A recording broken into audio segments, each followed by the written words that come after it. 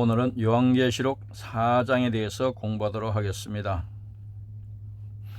요한계시록 4장의 제목은 천국 보좌입니다. 계율을 보시면 하늘 보좌에 앉으신 하나님의 모습, 24장로의 모습, 네 생물의 모습, 네 생물과 장도들의 예배, 찬양 등을 기록하고 있습니다. 4장은 천국 예배의 모습을 보여준 것입니다. 내용 요약을 보시면 4장에서 22장까지를 예수님의 초림부터 재림까지로 해석하는 견해는 무천연설 견해입니다. 또 재림 전의 사건들로 보는 견해는 주로 역사적 전천연설입니다. 무천연설은 계시록 20장의 천년왕국을 상징이나 비유나 영적으로 해석합니다. 전천연설은 문자적으로 그대로 이루어진다고 해석합니다. 4장은 휴거 장면이 아니라 하늘문을 여셔서 하늘 보좌를 보여주셨다는 뜻입니다. 지상에 있는 7교회를 보여주시던 요한에게 천국으로 올라오라 하시고 이후에 마땅히 일어날 일들을 보여주시는 것입니다. 세상에 아무리 환난과 고통이 극심해도 천국의 영광을 맛보면 그것을 넉넉히 이길 수가 있기 때문입니다. 그것은 영적인 능력이 세상의 능력보다 훨씬 더 강하기 때문입니다. 휴거에 대해서 세 가지 견해가 있습니다. 첫째, 환난 전 휴거설은 7년 대환란 전에 휴거된다는 주장입니다. 둘째, 환난 중간 휴거설은 7년 대환란 중 중간인 전 3년 반 후에 휴거된다는 주장입니다. 셋째, 환란 후 휴거설은 성도들은 대환란 시대를 통과한다는 것입니다.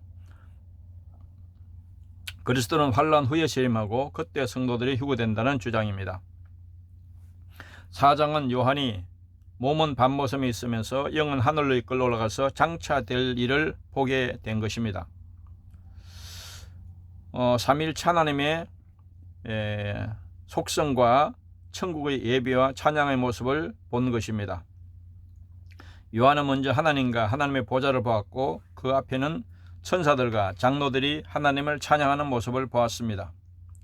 환난을 앞둔 성도들에게 천국에 대한 위로와 확신을 주시려는 것입니다. 1절에서 3절 먼저 밤모섬에서 나팔소리 같은 큰 음성을 듣고 2장 3장을 기록하게 된 것입니다. 그런데 4장에서는 처음에 내게 말하던 나팔소리 같은 그 음성이 이리로 올라오라 하고 하늘에서 말하는 것을 듣게 된 것입니다. 요한의 몸이 어디에 있는가가 중요한 것이 아니라 하늘문을 여시고 보여주신 보좌를 바라보는 것이 중요합니다. 요한은 보좌만 본 것이 아니라 보좌 위에 앉으신 하나님을 보았다고 말씀합니다. 4절에서 7절은 보면은 보좌 주위에 24장로들이 흰옷을 입고 머리에 금 면류관을 쓰고 앉아 있다고 말합니다. 24장로들은 신구약 교회를 대표하는 구원받은 자들의 대표를 할 수가 있습니다. 주님께서 환난 중에 있는 지상의 교회들에게 하늘문을 여시고 하늘에서 하나님을 섬기고 있는 천상의 교회를 보여주심으로써 큰 위로와 격려를 하시는 것입니다. 그러면 네 생물이 나옵니다. 네 생물의 모양은 에스겔이 본 환상, 에스겔 1장에 있는 그대로 묘사하고 있습니다. 하나님의 보좌 주위에 섬기는 특별한 임무를 맡은 특별한 천사들이라고 봅니다. 그들이 많은 눈이 있다고 말합니다. 이는 하나님을 수종드는 임무를 신속하게 수행하기 위한 것이라고 할 수가 있습니다. 하나님의 나라가 완성되는 날 하나님을 찬양하며 섬기는 복은 어린 양의 피에 그 옷을 씻어 희귀한 성도들이 금관을 쓰고 보좌에 앉아서 밤낮 하나님을 섬기게 될 것입니다. 8절에서 11절은 요한에게 하늘 보좌와 하늘 보좌에 앉으신 이를 보여주시고 24장로들과 네 생물들이 찬양과 경배를 드리는 광경을 보여주셨습니다. 보여주시는 의도는 무엇인가? 이사야 6장과 에스겔 1장을 그대로 반영한 것입니다. 하늘 보좌에서 천국의 예배를 보여주신 의도는 모든 주권이 하늘 보좌에 앉으신 하나님께 있음을 보여주시기 위해서입니다. 또 최후 승리가 교회에게 있음을 확신시켜 주시기 위해서입니다. 교회를 대표한 24장로들과 만물을 대표하는 천사들이 하나님을 찬양하며 경배하는 천상교회, 천국 예배의 모습을 보여줌으로써 2장 3장에 등장하는 지상의 교회들이 환난 중에 있어도 믿음으로 이미 그리스도와 함께 하늘에 앉히신 존재임을 확신시켜주고 있는 것입니다. 그래서 천국의 영광스러운 모습을 보고 나서 이 땅의 환난들을 이길 수 있도록 큰 위로를 주시기 위해서 먼저 천국의 영광스러운 모습을 보여주신 것입니다. 1절, 2일 후에 내가 보니 하늘에 열린 문이 있는데 내가 들은 바 처음에 말하던 나팔 소리 같은 그 음성이 이르되 이리로 올라오라. 이 후에 마땅히 일어날 일들을 내가 내게 보이리라 하시더라. 아멘. 계시록 1장 19절에서 내가 본 것은 1장의 예수님의 모습을 말하고 이제 있는 일은 2장 3장의 당시 현재 7교회의 모습을 말하고 장차 될 일은 4장에서 24장까지의 예언된 종말 사건들을 가리킨다고 말했습니다. 2일 후에 사도 요한이 본 것은 2장 3장의 7교회의 모습을 본 이후에 본 것인데 장차 될 일을 보여주시기 위해서 천국에서 주님은 하늘문을 여시고 사도 요한에게 이리로 올라오라고 하셨습니다. 하늘이 열리면 영적 세계가 열리고 영적 체험을 하게 됩니다. 1절은 난해 구절이기도 합니다. 세대주의자는 이것을 휴거라고 해석하지만 휴거라고 볼 수가 없습니다. 요한의 영을 천국으로 인도하여 장래될 일을 계시해 주시는 것입니다. 성경은 환난 전에 주님이 재림하시고 휴거된다는 말씀은 한 구절도 없습니다. 성경은 환난 후에 주님이 재림하시고 주님의 재림 때 휴거된다고 말씀하고 있습니다. 문은 열릴 때가 있고 닫힐 때가 있습니다. 영적 체험은 하늘 영광을 보여주시는 것입니다. 기도를 깊이 할 때, 성령이 충만할 때, 말씀으로 충만할 때, 은혜를 충만히 받을 때 특별한 영적 경험을 하게 되는 것입니다. 2일 후에 이것은 7교회에 대한 계시를 보여주신 후를 말합니다. 마태복음 24장 29절 31절에 보면 예수님이 종말에 대한 하신 말씀인데 그날 환난 후에 환난 전, 환난 중간, 환난 후 중에서 환난 후라고 주님이 분명히 말씀하고 있습니다. 환난 후에 즉시 해가 어두워지며 달이 빛을 내지 아니하며 별들이 하늘에서 떨어지며 하늘의 권능들이 흔들리리라. 그때 인자의 징조가 하늘에서 보이겠고 그때 땅의 모든 족속들이 통곡하며 그들이 인자가 구름을 타고 능력과 큰 영광으로 오는 것을 보리라. 그가 큰 나팔 소리와 함께 천사들을 보내리니 그들이 그의 택하신 자들을 하늘 이 끝에서 저 끝까지 사방에서 모으리라고 말씀합니다. 마가복음 13장 24절 27절에도 보면 마가도 예수님의 종말에 대해서 말씀한 것을 기록할 때 그때 그 환난 후 해가 어두워지며 달이 빛을 내지 않으며 별들이 하늘에서 떨어지며 하늘에 있는 권능들이 흔들리리라. 그때 인자가 구름을 타고 큰 권능과 영광을 오는 것을 사람들이 보리라. 또 그때 그가 천사들을 보내어 자기가 택하신 자들을 땅 끝으로부터 하늘 끝까지 사방에서 모으리라. 두 번째, 하늘에 열린 문이 있다고 말하고 있습니다. 하늘문 열린 문은 천국문, 신령한 영적 세계를 말합니다. 에스겔 1장 1절에 보면 30해 넷째 달 초닷새 내가 그발 강가 사로잡힌 중에 있을 때에 하늘이 열리며 하나님의 모습이 내게 보이니 에스겔이 본 환상입니다. 그러니까 영적 세계에서 열릴 때 항상 성경은 하늘이 열렸다 이렇게 표현하고 있습니다. 그 다음에 이리로 올라오라고 사도 요한에게 말했는데 사도 요한의 영혼을 천국으로 부르신 것입니다. 이거는 교회의 휴거가 아닙니다. 장차 될 일을 주님이 재림 전후에 될 마지막 시대에 될 일을 주님이 보여주시기 위해서 사도 요한에게 천국으로 오라고 부르신 것입니다. 고린도후서 12장 1절에 4절을 보면 사도 바울도 이런 영적 체험을 했습니다. 바울의 영이 천국으로 이끌려가서 본 환상을 계시를 본 것을 바울이 간증하고 있습니다. 무익하나마 내가 부득불 자랑하노니 주의 환상과 계시를 말하리라. 내가 그리스도 안에 있는 한 사람을 아노니 그는 14년 전에 셋째 하늘에 이끌려 간 자라. 그가 몸 안에 있었는지 몸 밖에 있었는지 나는 모르거니와 하나님은 아시느니라. 내가 이런 사람을 아노니 그가 몸 안에 있었는지 몸 밖에 있었는지 나는 모르거니와 하나님은 아시느니라. 그가 낙원으로 이끌려가서 말로 표현할 수 없는 말을 들었으니 사람이 가히 이르지 못할 말이로다. 아멘. 바울이 그렇게 고백하고 있습니다. 이후에 마땅히 일어날 일, 이거는 종말 때 재림 직전후에 종말 때 실제로 이루어질 사건을 말하는 것입니다.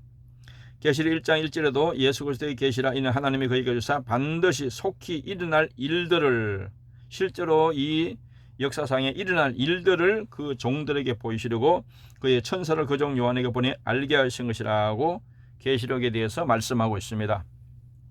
계시록 1장 19절에도 그러므로 내가 본 것과 사도 요한이 본 것 중에서 내가 본 것과 지금 있는 일과 장차 될 일을 기록하라. 장차 종말에 될 일을 기록한 것입니다. 계시록 22장 6절에도 보면 또 그가 내게 말하기를 이 말은 신실하고 참된지라 주 곧 선자들의 영이 하나님의 그의 종들에게 반드시 속히 되어질 일을 보이시려고 그의 천사를 보내셨도다. 이 역사상 종말에 실제로 반드시 이루어질 일을 기록한 것이 바로 계시록이라는 것입니다. 마태복음 5장 18절에 진실로 너에게 이르노니 천지가 없어지기는 율법의 1점이라도 결코 없어지지 않고 다 이루리라. 하나님의 말씀은 1점이라도 빠짐없이 그대로 다 실제로 이루어진다는 것입니다. 2절을 보시면 내가 곧 성령에 감동되었더니 보라 하늘에 보좌를 베풀었고 그 보좌 위에 앉으신 이가 있는데 사도 요한의 몸은 밤모섬에 있지만 영혼은 성령의 인도를 받아 천국으로 이끌려가서 첫 번째 하나님의 보좌를 보게 되었습니다. 하늘의 만물을 통치하시는 하나님의 보좌가 있고 그 보좌 위에 하나님이 앉아 계셨는데 그것은 하나님의 영광과 강철을 표현한 것입니다. 먼저 하나님의 보좌를 보여주시는 것은 로마 교황이나 타락한 인간은 자신을 신으로 추구하는 욕망을 깨뜨려야 한다는 것을 보여주시는 것입니다. 또 그 당시 로마에 핍박 아래 있었는데 로마 교황이 세상을 다스리는 것이 아니라 하나님께서 모든 세계를 다스리는 분이심을 보여준 것입니다. 성령의 감동을 받으면 시간, 공간, 물질 개념과 세계를 초월해서 초자연적인 세계를 보게 됩니다. 하나님과 영적 세계를 물질 개념과 인간적인 세상 지식으로는 이해할 수가 없습니다. 천상의 세계는 초자연적인 세계입니다. 그래서 기독교는 바로 이 영적 세계와 물질의 세계, 이 두 세계를 넘나드는 것입니다. 성령의 감동은 성령 충만을 받으면 성령에 사로잡히게 됩니다. 누가복음 4장 1절에 보면 예수께서 성령의 충만함을 입어 요단강에서 돌아와서 광야에서 40일 동안 성령에게 이끌리시며 하늘 보좌는 하나님이 천상에 앉아 계신 곳을 상징합니다. 다니엘서 7장 9절 10절에 보면 내가 보니 왕자가 놓이고 옛적부터 항상 계신 이가 자정하셨는데 그의 옷은 희기가 눈 같고 그의 머리털은 깨끗한 양의 털 같고 그의 보좌는 불꽃이요 그의 바퀴는 타오르는 불이며 불이 강처럼 흘러 그의 앞에서 나오며 그를 섬기는 자는 천천히요 그 앞에서 모셔 선 자는 만만이며 심판을 베푸는데 책들이 펴여 놓였더라고 말씀합니다. 보좌에 앉으신 이는 성부 하나님의 통치를 보여줍니다. 시편 103편 19절에 보면 여호와께서 그의 보좌를 하늘에 세우시고 그의 왕권으로 만유를 다스리시도다고 말씀합니다. 3절 보시면 앉으신 이의 모양이 벽옥과 홍보석 같고 또 무지개가 있어 보좌에 둘렸는데 그 모양이 녹보석 같더라. 아멘. 요한은 하늘 보좌에 앉아 계신 하나님의 영광의 강철을 표현한 가장 귀한 보석 같은 모습으로 보게 되었습니다. 보석은 하나님의 성품을 상징한 것으로 봅니다. 벽옥은 하나님의 거룩하심, 홍보석은 하나님의 공의와 심판, 무지개는 하나님의 언약, 녹보석은 생명의 하나님을 상징한 것으로 봅니다. 또 성경은 하나님, 사람, 천사, 천국을 가장 귀한 보석으로 표현하기도 합니다. 그래서 이 물질적인 보석과 또 영적인 것을 상징하는 두 면으로 우리가 살펴보는 것이 필요합니다. 벽옥은 영적으로는 하나님의 거룩함을 상징합니다. 계시록 21장 11절에 보면 하나님의 영광이 있어 그의 성의 빛이 지극히 귀한 보석 같고 벽옥과 수정같이 맑더라. 홍보석은 하나님의 공의와 심판을 상징합니다. 출애굽기 28장 17절에 보면 그것이 네 줄로 보석을 물리되 첫 줄은 홍보석, 황옥, 녹주옥이요. 또 무지개는 하나님의 언약의 하나님을 상징합니다. 창세기 9장 16절에 보면 무지개가 구름 사이에 있으려니 내가 보고 나 하나님과 모든 육체를 가진 땅의 모든 생물 사이에 영원한 언약을 기억하리라.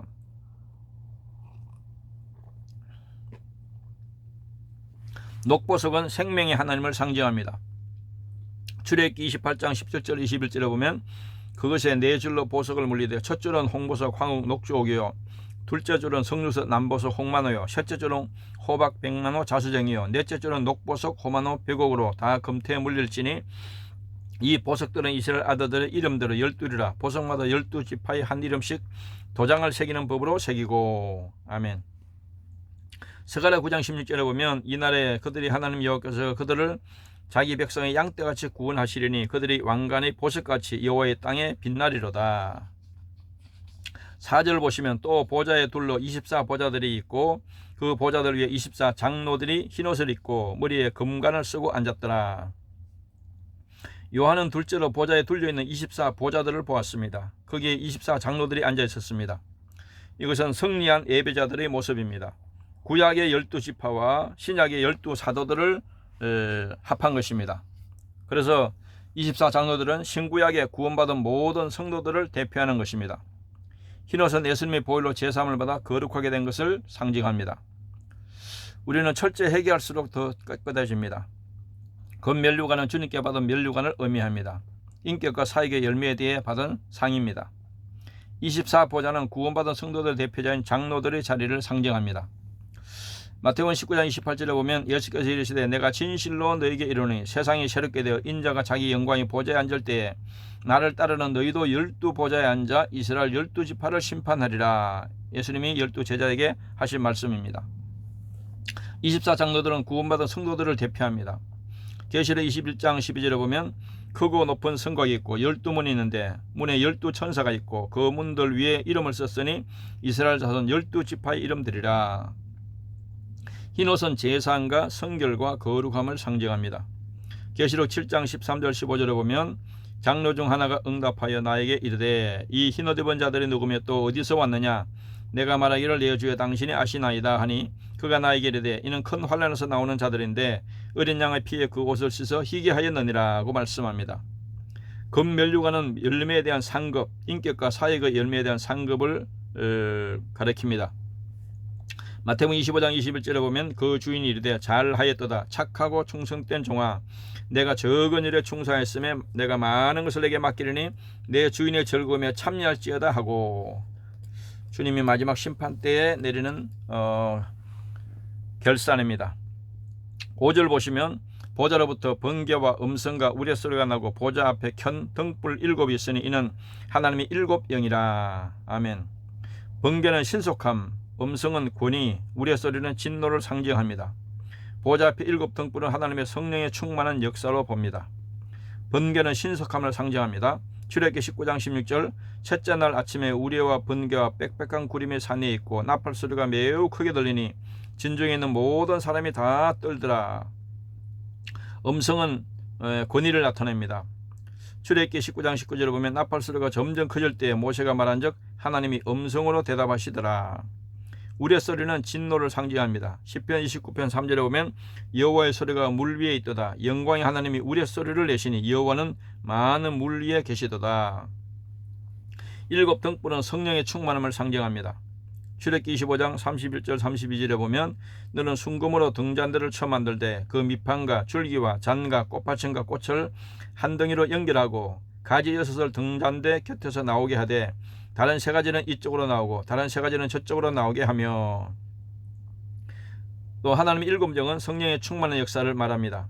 사도행전 2장 4절에 그들이 다 성령의 충만을 받고 성령이 말하심을 따라 다른 언어로 말하기를 시작하니라. 6절 보시면 보좌 앞에 수정 같은 유리바다가 있고 보좌 가운데와 보좌 주위에 4 생물이 있는데 앞뒤에 눈들이 가득하더라. 아멘. 사도 요한은 셋째로 보좌 주위에 있는 4 생물을 보았습니다. 수정 같은 유리바다는 하나님 앞에서 예수 그리스도의 피 공로로 말미암아 흠과 점이 없게 된 성결을 나타냅니다. 4 생물들은 천사들을 대표하는 천사장들이고 그들의 앞뒤에 눈이 가득한 것은 천사장들의 통찰력과 지혜의 충만함을 상징합니다. 수정 같은 유리바다는 성결과 거룩을 상징합니다. 계시록 21장 11절에 보면 하나님의 영광이 있어 그 성의 빛이 지극히 귀한 보석 같고 비옥과 수정같이 맑더라. 천국을 그렇게 표현하고 있습니다. 또 4 생물은 천사들의 대표인 천사장들을 말합니다. 에스겔 1장 5절 6절에 보면 그 속에서 4 생물의 형상이 나타나는데 그들의 모양이 이라니 그들에게 사람의 형상이 있더라. 그들에게 각각 4 얼굴과 4 날개가 있고 또 눈들이 가득하더라. 천사장들의 통찰력과 지혜를 상징합니다. 에스겔 10장 12절에 보면 그 온 몸과 등과 손과 날개와 바퀴 곧 4 그룹의 바퀴의 둘레에 다 눈이 가득하더라. 그룹은 바로 천사들을 상징합니다. 7절 그 첫째 생물은 사자 같고 둘째 생물은 송아지 같고 셋째 생물은 사람이 얼굴이 사람 같고 그 넷째 생물은 날아가는 독수리 같은데. 아멘. 네 생물은 바로 천사들을 상징한다 그랬습니다. 첫째 생물은 사자 같고 둘째 생물은 송아지 같고 셋째 생물은 사람이 얼굴이 사람 같고 넷째 생물은 날아가는 독수리와 같은 모양이었습니다. 사자는 불굴의 용맹스러움을 상징하고 송아지는 충성과 헌신을 상징하고 사람 같은 얼굴은 지혜를 상징하고 독수리는 민첩하고 신속함을 상징합니다. 동물 개념으로 천사들의 사역을 비유한 것입니다. 하나님을 섬기는 천사장들의 특징을 보여주고 있습니다. 첫째 천사는 사자 같았습니다. 사자는 동물의 왕이고 천사장의 용맹을 상징합니다. 에스겔 10장 14절에 보면 그룹은 천사들인데 각기 4면이 있는데 첫째 면은 그룹의 얼굴이요, 둘째 면은 사람의 얼굴이요, 셋째는 사자의 얼굴이요, 넷째는 독수리의 얼굴이더라고 말합니다. 둘째 생물은 송아지 같다고 했는데 송아지는 가축의 왕입니다. 천사장의 충성과 헌신을 상징합니다. 히브리서 9장 12절에 보면 염소와 송아지의 피로 하지 아니하고 오직 자기 피로 영원한 속죄를 이루사 단번에 성소에 들어가셨느니라. 셋째 생물은 사람 같았다고 그랬는데 사람은 만물의 영장이고 천사장의 지혜를 상징합니다. 다니엘서 3장 28절에 보면 느부갓네살이 말하이되 사드락과 메삭과 아벳느고의 하나님을 찬송할지로다.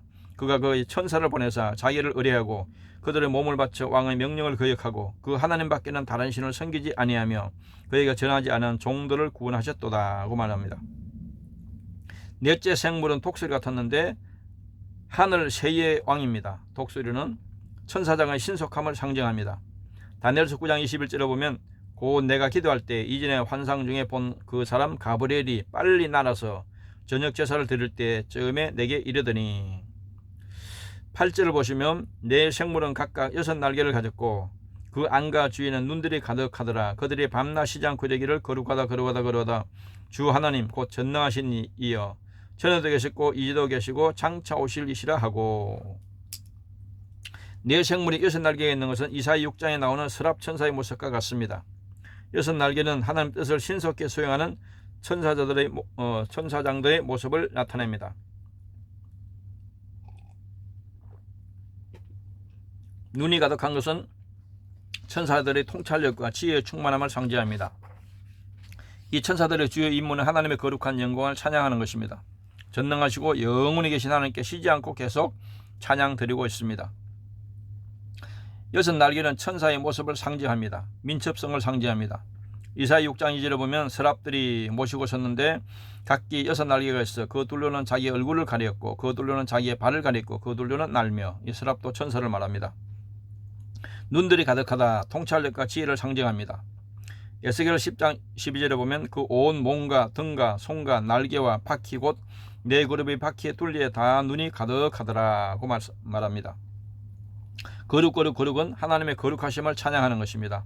이사야 6장 3절에 보면 천사들이 찬양하는 것인데 서로 불러 이르되 거룩하다 만군의 여호와여 그의 영광이 온 땅에 충만하다고 찬양 드리는 것을 이사야가 환상으로 보았습니다. 전능하시고 영원하신 하나님의 속성을 말합니다. 창세기 17장 1절에 보면 아브라함이 99세 때에 여호와께서 아브라함에게 나타나서 그에게 이르시되 나는 전능한 하나님이라 너는 내 앞에서 행하여 완전하라고 말씀합니다. 아브라함에게 하나님을 계시할 때 하나님을 전능하신 하나님으로 계시하고 있습니다. 9절 그 생물들이 보좌에 앉아서 세세토록 살아계신 이에게 영광과 존귀와 감사를 돌릴 때. 천사장들은 보좌에 앉아 계신 영원토록 살아계신 하나님께 영광과 존귀와 감사를 돌리며 찬양 드리고 있습니다. 최고의 영광과 존경과 감사를 드리는 찬양입니다. 세세토록 살아계시는 분은 영원무궁하신 하나님을 가리킵니다. 시편 16절에 보면 여호와께서는 영원무궁하도록 왕이시니 이방 나라들의 주의 땅에서 멸망하였나이다. 하나님께 영광, 존귀, 감사를 돌리는데 하나님께 돌리는 찬양의 내용입니다. 계시록 7장 12절에 보면 이르되 아멘 찬송과 영광과 지혜와 감사와 존귀와 권능과 힘이 우리 하나님께 세세토록 있을지어다 아멘 하더라. 하나님께 찬양하는 모습입니다. 10절을 보시면 24장로들이 보좌에 앉으신 이 앞에 엎드려 세세토록 살아계신 이에게 경배하고 자기의 관을 보좌 앞에 드리며 이르되. 천국의 완전한 예배의 모습을 본 것입니다. 24장로들이 자신의 면류관을 벗어 하나님의 보좌 앞에 던져드리는 것은 오직 하나님께만 모든 영광을 돌려드리는 겸손한 자세를 보여줍니다. 우리가 받은 모든 것과 구원과 상급도 오직 하나님의 은혜라는 것을 고백해야 합니다. 이 땅에서 예배드리며 은혜 받는 것은 천국의 예배의 맛보기와 같은 것입니다. 보좌에 앉으신 이에게 경배의 대상입니다. 계시록 4장 9절에 보면 그 생물들이 보좌에 앉아서 세세토록 살아계신 이에게 영광과 존귀와 감사를 돌릴 때 엎드려 경배하는 것은 경배 드리기 위한 겸손한 자세를 보여줍니다. 시편 132편 7절에 보면 우리가 그의 계신 곳으로 들어가서 그의 발등상 앞에서 엎드려 예배하리로다. 경배는 예배를 가리킵니다. 로마서 12장 1절에 그러므로 형제들아 내가 하나님의 모든 자비하심으로 너희를 권하노니 너희 몸을 하나님 기뻐하시는 거룩한 산 제물로 드리라. 이는 너희가 드릴 영적 예배니라. 면류관을 보좌 앞에 드렸는데 영광 하나님께만 돌리는 자세를 보여줍니다. 시편 115편 1절에 보면 여호와여 영광을 우리에게 돌리지 마옵소서. 우리에게 영광을 돌리지 마옵소서. 오직 주는 인자하시고 진실하심으로 주의 이름에만 영광을 돌리소서라고 말합니다. 11절 우리 주 하나님이여 영광과 존귀와 권능을 받으시는 것이 합당하오니 주께서 만물을 지으신지라 만물이 주의 뜻대로 있었고 또 지으심을 받았나이다 하더라. 아멘. 24장로들 곧 구원받은 성도들도 찬양을 해야 합니다. 하나님께서 영광과 존귀와 찬양을 받으시는 것이 합당한 이유는 하나님은 창조주시고 우리의 주인이시고 우리의 구원자이시기 때문입니다. 만물은 주님의 뜻과 계획대로 창조되었고 존재하게 된 것입니다. 그러므로 모든 피조물들은 그분께 영원히 찬양을 돌리며 영광을 돌려야 합니다. 그러니까 이 지상에 일곱 인, 일곱 나팔, 일곱 대접 재앙이 임하기 전에 천국 예배의 모습을 보여주면서 환난과 핍박을 견디라, 끝까지 인내하고 이기라, 하늘에서 만나자는 위로와 소망을 주시기 위해서 천국의 영광스러운 예배의 모습을 보여주는 것입니다. 영광과 존귀와 권능은 하나님께 돌리고 있습니다. 계시록 5장 13절에 보면 내가 또 들으니 하늘 위에와 땅 위와 땅 아래와 바다 위에와 또 그 가운데 모든 피조물이 이르되 보좌에 앉으신 이와 어린 양에게 찬송과 존귀와 영광과 권능을 세세토록 돌릴지어다 하고 찬양하는 모습을 보여주고 있습니다. 만물을 창조하신 분은 하나님의 뜻과 계획대로 창조했다는 것입니다. 고린도서 1장 16절에 보면 만물이 그에게 창조되되 하늘과 땅에서 보이는 것들과 보이지 않는 것들과 혹은 왕권들이나 주권들이나 통치자들이나 권세들이나 만물이 다 그로 말미암고 그를 위하여 창조되었고. 아멘. 또 지으심을 받았다는 것은 만물은 하나님께 지음받은 피조물이라는 것입니다. 로마서 1장 25절을 보면 이는 그들이 하나님의 진리를 거짓 것으로 받고 피조물을 조물주보다 더 경배하고 섬김이라. 주는 곧 영원히 찬송할 이시로다. 아멘. 모든 천지 만물은 하나님께 지음받은 피조물들이라는 것입니다. 로마서 11장 36절에 보면 이는 만물이 주에게서 나오고 주로 말미암고 주에게로 돌아감이라. 그에게 영광이 세세 있을지어다. 아멘. 모든 천지 만물은 다 주님이 창조함으로 주님으로부터 나온 것이고 주님께 영광을 돌려야 한다는 것입니다. 적용과 나눔을 보시면 129페이지 사도 요한은 주님이 계신 천국을 환상과 계시로 분명하게 보았습니다. 사도 요한이 천국 보좌에 계신 영광스러운 하나님을 보았을 때 세상의 환난을 넉넉히 이길 수 있는 믿음과 용기가 생겼을 것입니다. 바울도 삼천청을 경험하고 나서 모든 환난을 이기고 순교자로 위대한 믿음을 지켰습니다. 천국이 분명히 존재하므로 우리는 영원한 천국에 들어갈 준비를 하는 것이 이 땅에서 우리에게 가장 중요한 일입니다. 첫 번째는 우리는 현실보다 하나님의 영광을 더 바라보아야 합니다. 하나님을 나의 왕으로 경배하고 따라가느냐 아니면 사탄과 세상과 나를 왕으로 섬겼느냐, 모든 사람은 둘 중 하나를 선택하게 되는 것입니다. 그러나 결과는 영원한 심판이냐 영원한 영생이냐가 결정되고 천국이냐 지옥이냐가 결정되는 것입니다. 두 번째로 믿음을 지키고 의의 hin옥과 검면류관을 쓰는 자가 되어야 합니다. 믿음으로 끝까지 인내하는 것이 영적 승리의 비결입니다. 세 번째, 우리는 천국에 대한 확신을 가져야 하고 천국의 하나님의 영광을 바라보며 묵상하고 소망해야 합니다. 예수님의 3년 동안 공생의 모든 메시지는 바로 천국에 대한 말씀이었습니다. 우리도 천국을 사모하면서 천국의 영광을 바라보고 이 땅의 모든 환난을 이기는 것이 우리가 앞으로 올 환난을 잘 극복하고 승리하는 비결이라고 볼 수가 있습니다. 오늘 말씀은 여기까지 공부하도록 하겠습니다. 감사합니다.